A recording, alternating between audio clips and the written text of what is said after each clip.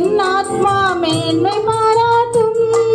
கர்த்தருக்குள் என் ஆத்மா மேன்மை பாராட்டும். சிறுமைப்பட்ட ஜனங்கள் அதை கேட்டு மகிழ்வார்கள்.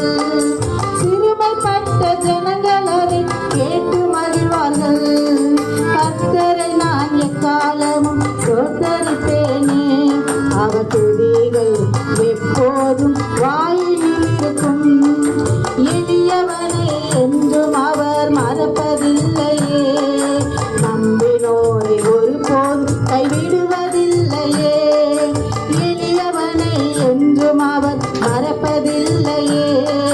நம்பினோரை ஒருபோதும் கைவிடுவதில்லையே.